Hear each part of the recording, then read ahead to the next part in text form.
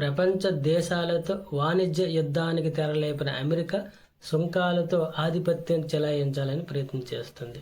ముఖ్యంగా మాట వినని వాళ్ళని ఒంటరిగా చేయడానికి ప్రయత్నిస్తుంది. దీనిలో భాగంగా ముఖ్యంగా భారత్, చైనాపై సుంకాల మీద సుంకాలు విధిస్తుంది అమెరికా.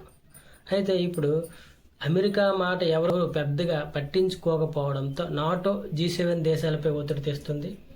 మరి ఈ G7 దేశాల వలన భారత్కి ఏమైనా ముప్పు ఉందా అని అంటే లేదని చెప్పవచ్చు. ఎందుకంటే భారత్కు G7 దేశాలకు బలమైన సంబంధాలు కలిగి ఉన్నాయి. ఇక్కడ అమెరికాతో పాటు Canada, France, Germany, Italy, Japan, UK G7 కూటమిలో సభ్యులుగా ఉన్నాయి.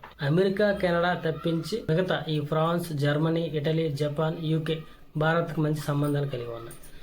ఇక్కడ ఎప్పుడైతే G7 దేశాలపై సుంకాలు ఒత్తిడి తెస్తుంది అని తెలియగానే భారత్ వ్యూహాత్మకంగా వ్యవహరించి 114 రఫేల్ యుద్ధ విమానాలను తయారు చేయడానికి ఫ్రాన్స్తో ఒప్పందం కుదుర్చుకుంది. దీని విలువ దాదాపు 2 లక్షల కోట్ల విలువైన ఒప్పందం. ఇది ఫ్రాన్స్కి ఇది చాలా కీలకం.